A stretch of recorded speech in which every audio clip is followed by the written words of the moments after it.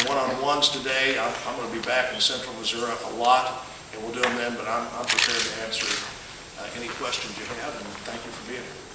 Congressman, you voted against the stimulus, and you said that you would support a stimulus that was targeted and temporary.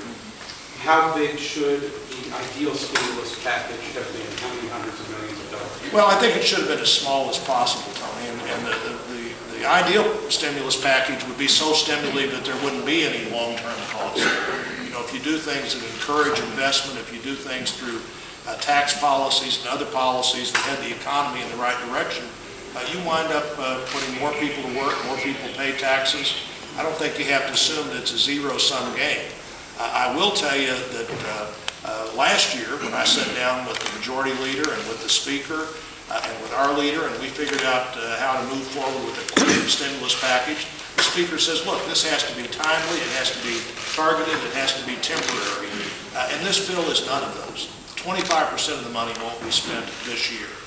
It's not targeted, it's essentially a collection of everything that the new majority wanted to do during the last decade that they couldn't get done, that they could shove through this funnel of opportunity, and it just doesn't work. You know, a stimulus based on good tax policy that encourages private sector job creation is so dramatically different than this. Somebody said that the difference in a stimulus based on tax reduction and a stimulus based on spending is the difference in applying the glue and sniffing the glue.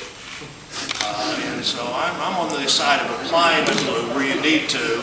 I'm not on the side of sniffing the glue and acting like this is going to be more than it is. You know, Rahm Emanuel said, the White House Chief of Staff, he said, you know, you don't want to miss the opportunity of a crisis.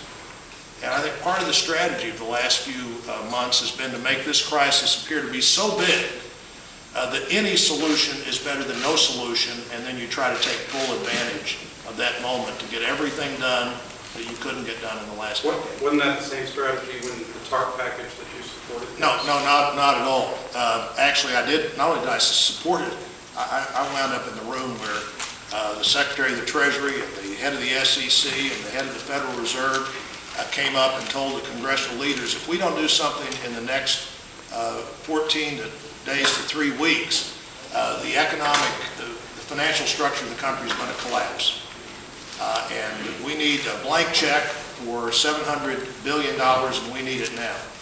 And what we gave them was the ability, with lots of supervision, to use $350 billion immediately to invest in the economy at a level where taxpayers will ultimately get their money back. And I think that's what they did.